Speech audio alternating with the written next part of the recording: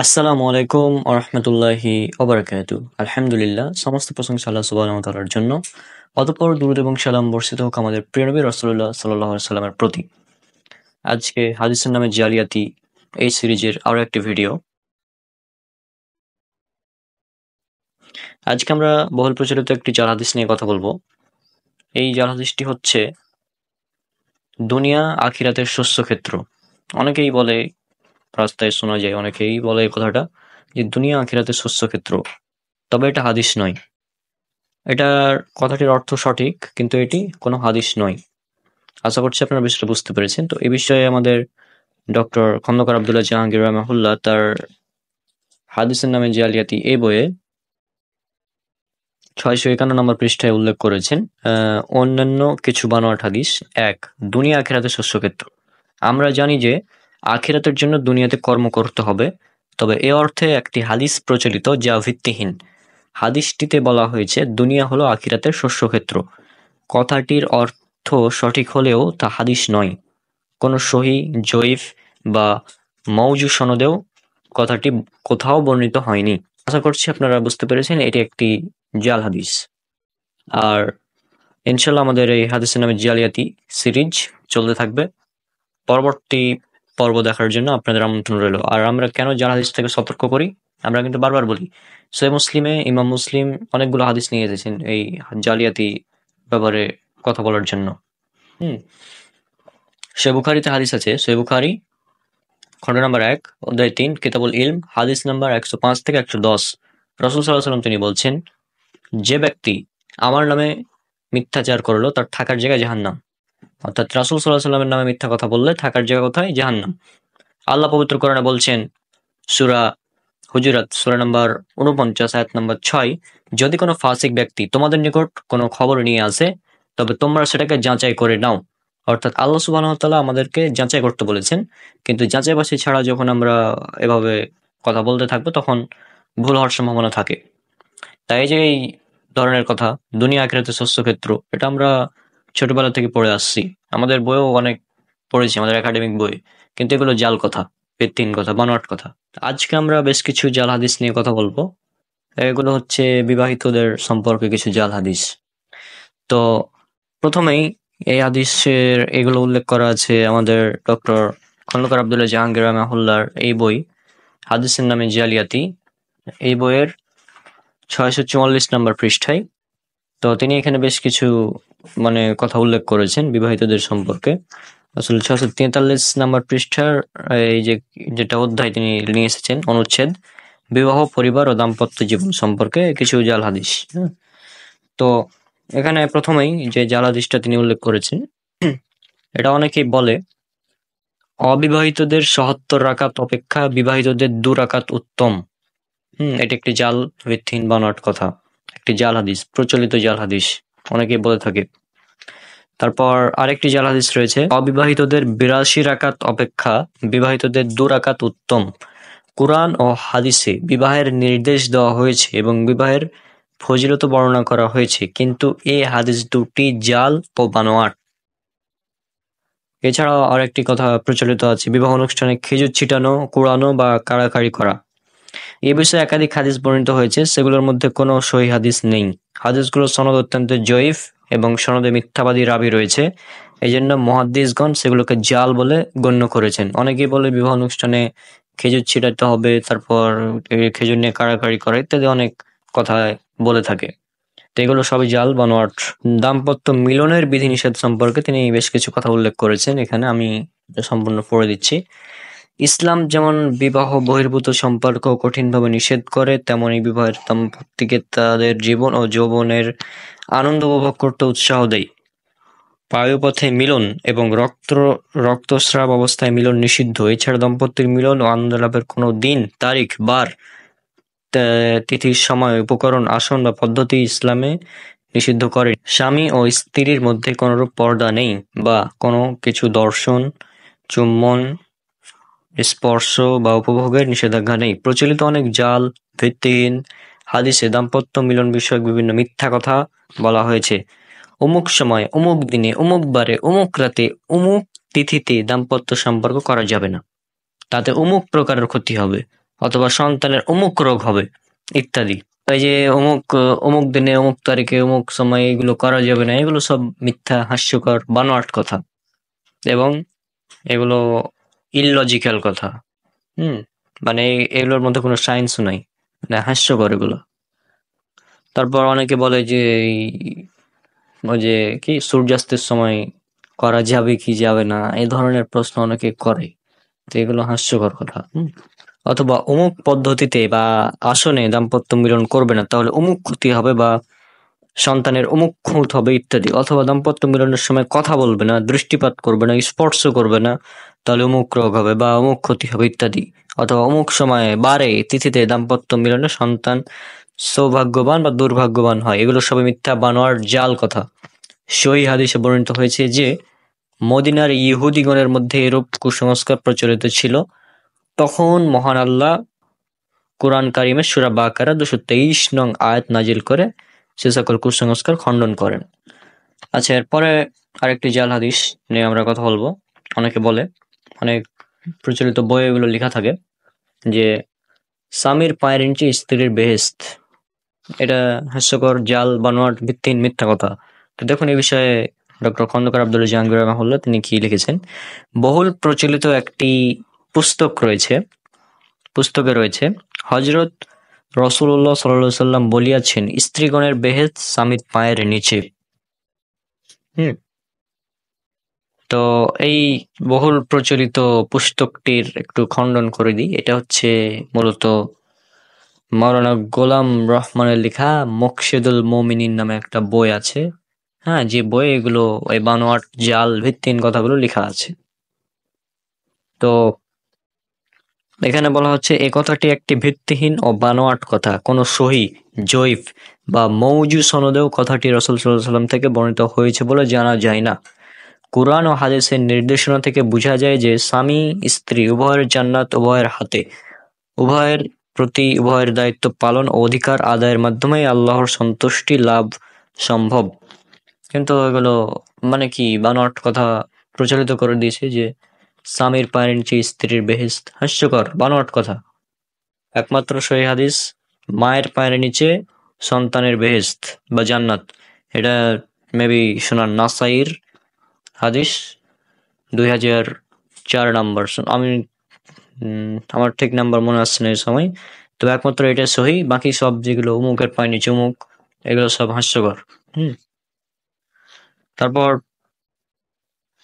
আরো কিছু জাল হাদিস রয়েছে, যেমন 6 নম্বরে তিনি উল্লেখ করেছেন গর্ভধারণ ও সন্তান প্রসবের পুরস্কার। কোরআন কারিমে বিভিন্ন স্থানে মাতৃগণের মর্যাদার জন্য বিশেষভাবে স্তনাধারণ, দুগ্ধপান ইত্যাদি বিষয়ের উল্লেখ করা হয়েছে। হাদিস শরীফে সাধারণভাবে সংসার পালন, সন্তান প্রতিপালন ইত্যাদি সাধারণ স্বভাবের কথা বলা হয়েছে, কিন্তু জালিয়াতগণ তাদের অভ্যাস মতো প্রত্যেক কর্ম বা অবস্থার জন্য পৃথক পৃথক আজগুবি ফজিলত ও সওয়াবের বর্ণনা দিয়ে অনেক হাদিস বানিয়েছে। আমাদের সমাজে এগুলো প্রচলিত, এমনকি এ সকল ভিত্তিহীন কথা দিয়ে বিভিন্ন ছাপানো পোস্টার, ক্যালেন্ডার ইত্যাদি ছাপা হয়। প্রচলিত একটি পুস্তকে রয়েছে, হুজুর সাল্লাল্লাহু আলাইহি সাল্লাম একদিন স্ত্রীলোকদের লক্ষ্য করিয়া বলিয়াছেন, যখন কোনো স্ত্রীলোক তাহার স্বামী কর্তৃক গর্ভবতী হইয়া থাকে, তখন হইতে প্রসব বেদনা উপস্থিত হওয়ার পূর্ব মুহূর্ত পর্যন্ত সর্বদা সেই স্ত্রীলোকটি দিনে রোজা রাখার ও রাত্রিবেলা নফল নামাজ পড়ার সওয়াব পাইবে। আর যখন প্রসব বেদনা উপস্থিত হয়, তখন খোদা তাআলা তাহার জন্য বেহেশতের মধ্যে এমন বস্তুসমূহ গচ্ছিত রাখিয়া দেন যে তাহার সন্ধান পৃথিবী, আকাশ, বেহেশত, দোজখবাসী কেহই অবগত নহেন। আর যখন সন্তান প্রসব করে, তখন হইতে দুগ্ধ ছাড়ান পর্যন্ত প্রতি ঢোক দুগ্ধের পরিবর্তে আল্লাহ তাআলা তাহাকে একটি করিয়া নেকি দান করিয়া থাকেন, এবং সেই সময়ের মধ্যে তাহার মৃত্যু হইলে শহীদের দরওয়াজা প্রাপ্ত হইবে। আর যদি তাহাকে তাহার সন্তানের জন্য কোনো রাত্রি জাগিয়া থাকতে হয়, তবে আল্লাহ তাআলা তাহাকে ওই রাত্রি জাগরণের পরিবর্তে ৭৭টি গোলাম আজাদ করার সওয়াব দান করিয়া থাকেন। অতঃপর তিনি ইহাও বলিয়াছিলেন যে এই সওয়াব সমূহ কেবলমাত্র ওই সমস্ত স্ত্রী লোকদেরকে দেওয়া হবে যাহারা সর্বদাই খোদার হুকুম ও আপন স্বামীর হুকুম পালন করিয়া আওরাতে হাসিনার অন্তর্ভুক্ত হইতে পারিয়াছে। আল্লাহ ও স্বামীর নাফরমান স্ত্রীলোকদিগকে কখনো ওই সমস্ত সব দেওয়া হবে না।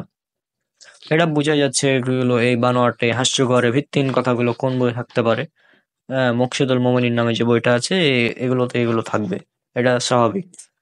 হ্যাঁ, এই কথাগুলো একটি জাল হাদিসের ইচ্ছামাফিক অনুবাদ।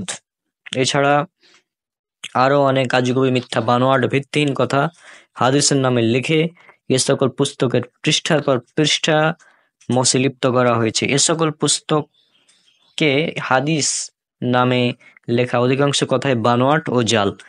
মকসুদুল মোমিনিন এই কিতাব যেটা আছে, এই ধরনের আরো বেশ কিছু কিতাব আছে। হ্যাঁ, এগুলো মূলত পুরোটাই মানে বাতিল কিতাব। বাড়িতে যদি এই ধরনের কিতাব থাকে এগুলোকে এখনই জ্বালিয়ে দেওয়া উচিত। আশা করছি বুঝতে পেরেছেন কেন। হ্যাঁ, তো এগুলো ছিল সবই জাল হাদিস। আজকে আমরা আমরা তো জানেন জাল হাদিস সিরিজ আমরা কন্টিনিউ করছি, তো এগুলো ছিল মূলত জাল হাদিস। তো আশা করছি আপনারা বুঝতে পেরেছেন। পরবর্তীতে আমরা আরো বেশ কিছু জাল হাদিস নিয়ে হয়তো কথা বলবো। আজকে আমরা এ পর্যন্তই রাখছি। আজকে আমরা বিবাহিতদের সম্পর্কে বেশ কিছু জাল হাদিস নিয়ে কথা বললাম। প্রথমকার অংশটি এখন উল্লেখ করে দিচ্ছি। ইসলামী জীবন ব্যবস্থার অত্যন্ত গুরুত্বপূর্ণ অংশ পরিবার। পরিবার গঠন ইসলামে পরিবার গঠন পরিবারের সদস্যগণের পারস্পরিক দায়িত্ব, কর্তব্য, সহমর্মিতা, স্বামী স্ত্রীর পারস্পরিক দায়িত্ব, দাম্পত্য জীবনের দাম্পত্য জীবনের আনন্দ ও তৃপ্তির ফজিলত ইত্যাদি সম্পর্কে রাসূলুল্লাহ সাল্লাল্লাহু আলাইহি ওয়াসাল্লামের অনেক দিক নির্দেশনায় বিভিন্ন সহিহ হাদিসে বর্ণিত হয়েছে। সেগুলোর পাশাপাশি অগণিত বানোয়াট, ভিত্তিহীন, জাল ও জয়ফ কথা হাদিস নামে সমাজে প্রচলিত। সবচেয়ে বেশি অবাক হতে হয় যে প্রসিদ্ধ হাদিস গ্রন্থগুলোর সহিহ হাদিস বাদ দিয়ে অগণিত সূত্রবিহীন বানোয়াট কথা আমরা বিভিন্ন গ্রন্থে লিখছি বা মুখে বলছি। বইয়ের কলবের বৃদ্ধি পাওয়ার কারণে বিভিন্ন বিষয়ে সহিহ হাদিসের উল্লেখ করা সম্ভব হচ্ছে না, শুধু সংক্ষেপে বিভিন্ন বানোয়াট কথা উল্লেখ করছি। হ্যাঁ, তো এই হলো আমরা বিভিন্ন বানোয়াট কথা যেগুলো শুনলেন এ পর্যন্ত, এগুলো সবই বানোয়াট কথা ছিল।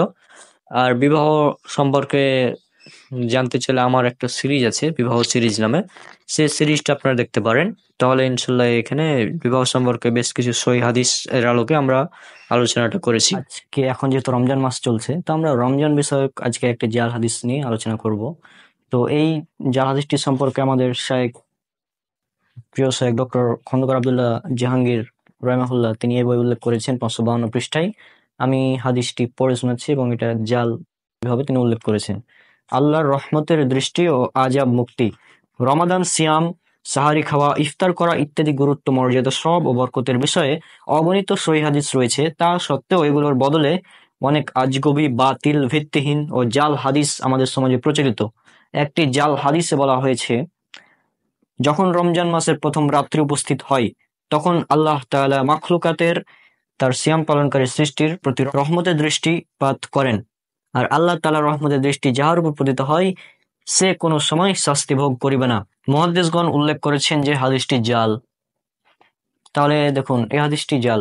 এবং আরেকটা উল্লেখ করা আছে পয়েন্ট 2 নম্বর পয়েন্টে, যেটা হচ্ছে যে সাহারির ফজিলত ও সাহারি ত্যাগের পরিণাম সম্পর্কে একটি জাল হাদিস রচিত হয়েছে। সেটা হচ্ছে যে সাহারি খাওয়ার উৎসাহ প্রদান করে একাধিক সহিহ হাদিসে বর্ণিত হয়েছে। অন্তত এক চুমুক পানি পান করে হলেও সাহারি খেতে উৎসাহ দেওয়া হয়েছে। সাহারিকে বরকতময় আহার বলা হয়েছে। বলা হয়েছে যে ইহুদি ও খ্রিস্টানদের সিয়ামের সাথে আমাদের সিয়ামের পার্থক্য সাহারি। কিন্তু এ সকল সহিহ ও হাসান হাদিসের পাশাপাশি কিছু অতিরঞ্জিত বানোয়াট হাদিসও প্রচলিত আছে।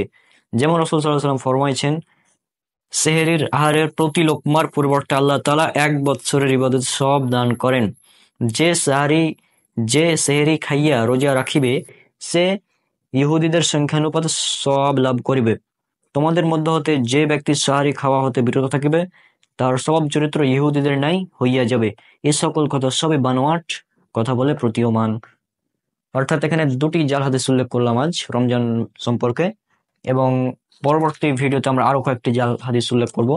তো জাল হাদিস উল্লেখ করার কারণে আমি প্রতিটি ভিডিওতেই বলছি যে আল্লাহ রাসূল সাল্লাল্লাহু আলাইহি ওয়াসাল্লাম বলেছেন, উল্লেখ করা আছে সহিহ বুখারী কিতাবুল ইলম হাদিস নাম্বার 106 থেকে 110, যে ব্যক্তি আমার নামে মিথ্যা কথা বলল তার থাকার জায়গায় জাহান্নাম।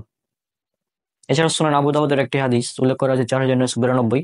আল্লাহ রাসূল সাল্লাল্লাহু আলাইহি ওয়াসাল্লাম বলেছেন, কোনো ব্যক্তি মিথ্যাবাদী হওয়ার জন্য এটুকুই যথেষ্ট যে সে যা শুনে তার যাচাই বাছাই ছাড়াই বলে বেড়ায়।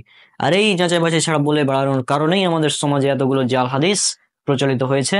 এবং শুধু প্রচলিত হয়নি, বড় বড় বক্তা এগুলো বলছে তাদের ওয়াজ মাহফিলে, মানে আজীব ব্যাপার। আল্লাহ সুবহানাহু ওয়া তাআলা বলেছেন, উল্লেখ করা আছে পবিত্র কোরআনে সূরা হুজুরাত সূরা নম্বর 49 আয়াত নম্বর 6। এখানে আল্লাহ সুবহানাহু ওয়া তাআলা বলেছেন যে যদি যখন কোনো ফাসিক তোমাদের নিকট কোনো খবর নিয়ে আসে তখন তোমরা সেটা যাচাই করে নাও। আল্লাহ সুবহানাহু ওয়া তাআলা যাচাই করতে বলেছেন। রাসূল সাল্লাল্লাহু আলাইহি ওয়াসাল্লাম বলেছেন সুনান আবু দাউদ হাদিস নাম্বার 4992 যে কোনো ব্যক্তি মিথ্যাবাদী হওয়ার জন্য এটুকুই যথেষ্ট যে সে যা শুনে তার যাচাই বাছাই ছাড়াই বলে বেড়ায়। আল্লাহ রাসূল সাল্লাল্লাহু আলাইহি ওয়াসাল্লাম বলেছেন সহিহ বুখারী কিতাবুল ইলম হাদিস নাম্বার 106 থেকে 110, যে ব্যক্তি আমার নামে মিথ্যা কথা বলে তার থাকার জায়গা জাহান্নাম। তা এই কয়েকটি হাদিস এর কারণেই মূলত জাল হাদিস থেকে সতর্ক করা হয়।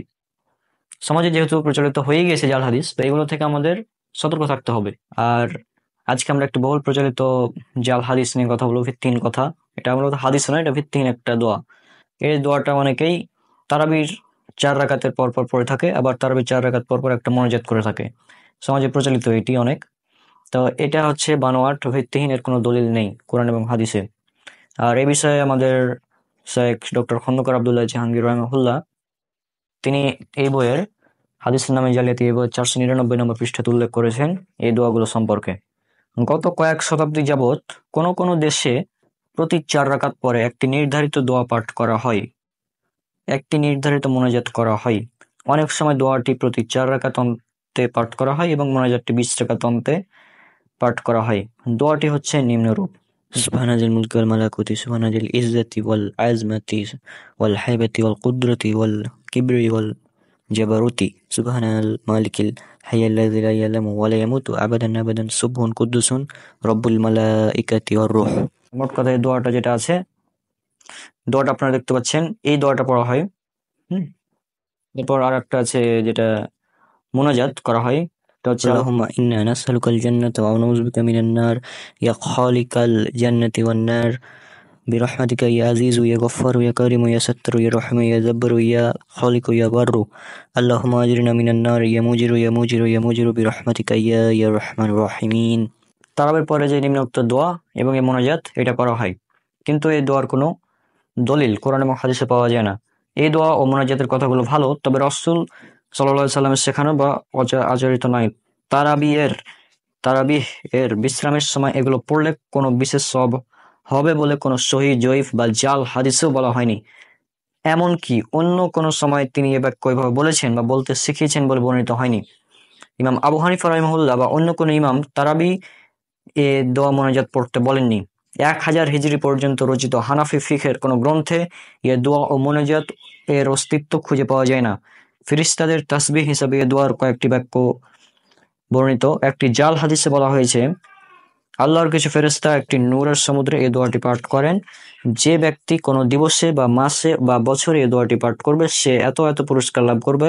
তবে কিয়ামুল লাইল বা তারাবির সাথে এই দোয়াকে জড়ানো একেবারেই ভিত্তিহীন। আমাদের উচিত সকল বানোয়াট দোয়া না পড়ে এ সময় দুরূদ পাঠ করা অথবা কোরআন তেলাওয়াত বা মাসনুন জিকিরে মশগুল থাকা। কোনো কোনো প্রচলিত পুস্তকে তারাবির 2 রাকাত অন্তে নিম্ন একটি দোয়ার পাঠের কথা বলা হয়েছে। এ দোয়াটিও ভিত্তিহীন ও বানোয়াট। তো যাই হোক, আমাদের সমাজে তারাবির সালাতের পর এই ভিত্তিহীন দোয়াগুলো পড়া হয়। এগুলার কোনো সওয়াব হবে বলে কোনো সহিহ বা জয়ীফ বা জাল হাদিসও বর্ণিত হয়নি। এগুলো মূলত সমাজে বানোয়াট কথা।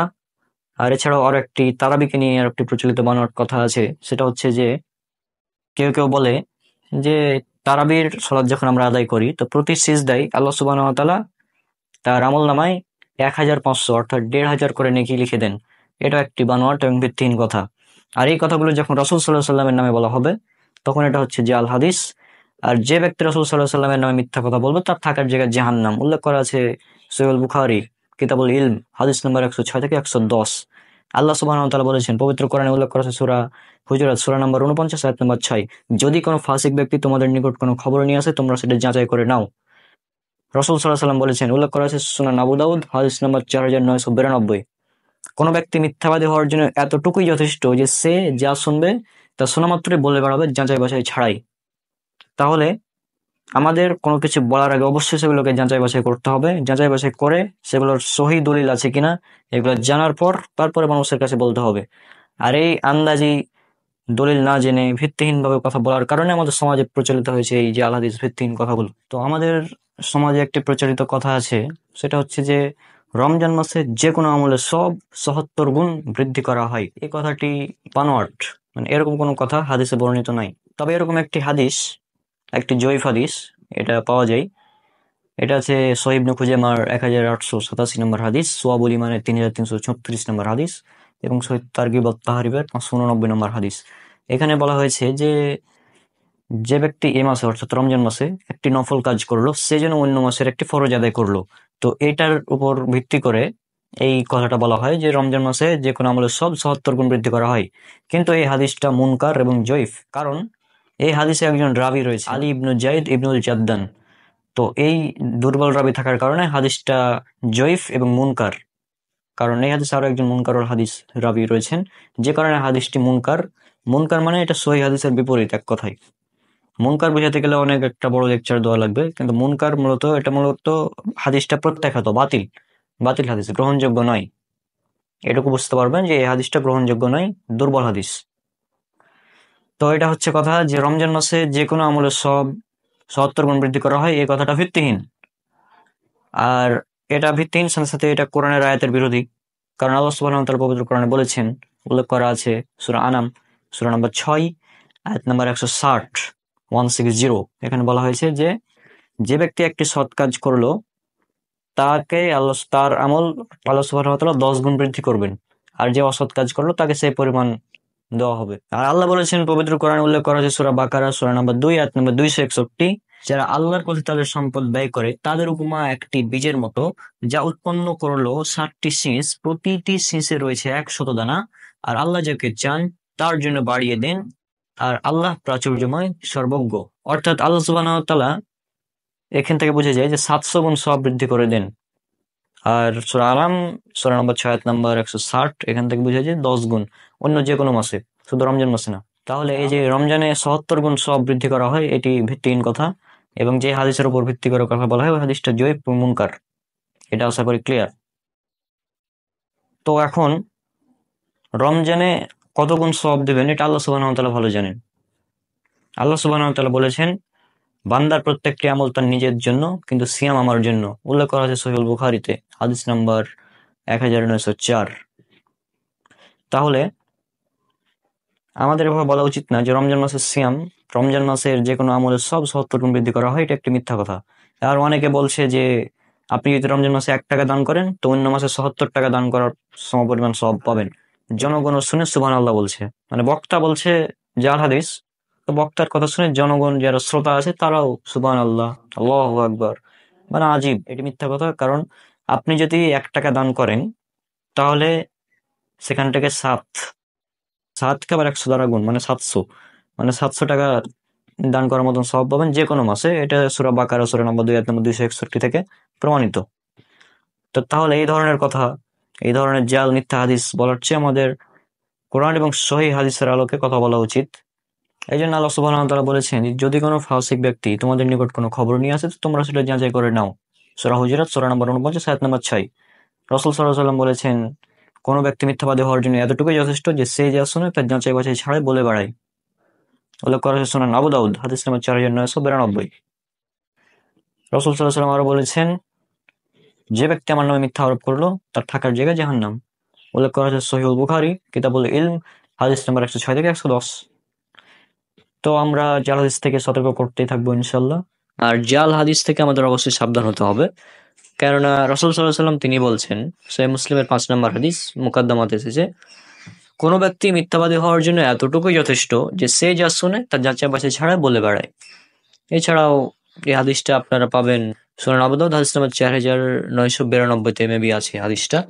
হ্যাঁ, যাই হোক, তো তো আপনারা এই হাদিসগুলো মানে জাল হাদিস থেকে সাবধান থাকতে হবে মোট কথা। রাসূল সাল্লাল্লাহু আলাইহি ওয়াসাল্লাম তিনি বলছেন সহিহ বুখারীর হাদিস কিতাবুল ইলম হাদিস নাম্বার 105 থেকে 110, যে যে ব্যক্তি কোনো কথা বলে আমার নামে অথচ আমি সে কথা বলিনি, অর্থাৎ যে ব্যক্তি রাসূল সাল্লাল্লাহু আলাইহি ওয়াসাল্লামের নামে মিথ্যা কথা বলে তার থাকার জায়গা জাহান্নাম।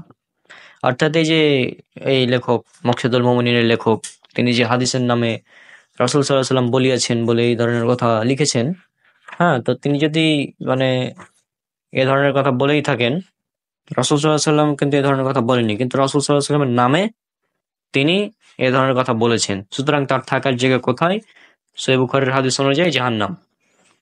আর রাসূল সাল্লাল্লাহু আলাইহি ওয়াসাল্লামের এছাড়াও অনেক সতর্কবাণী আছে জাল হাদিস সম্পর্কে।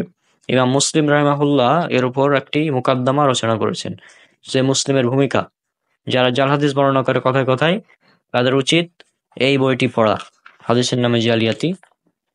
হ্যাঁ, এই হাদিসের নামে জালিয়াতি বইটি তাদের পড়া উচিত। এই বইটি এই বইটি পড়লে সমাজে প্রচলিত যত জাল হাদিস আছে, আশা করছি এগুলোর অনেকটাই আয়ত্তে চলে আসবে। এবং বাংলাদেশে তো ওয়াজে বিভিন্ন বেশিরভাগ হুজুর জাল হাদিস বলে, তো তাদের থেকেও সতর্ক থাকার জন্য এই বইটি পড়া উচিত। হ্যাঁ, তো আশা করছি আপনারা বুঝতে পেরেছেন। আর ইনশাআল্লাহ দেখা হবে পরবর্তীতে। সব আমাদের জন্য অনেক অনেক দোয়া করবেন। আসসালামু আলাইকুম ওয়া রাহমাতুল্লাহি ওয়া বারাকাতুহু।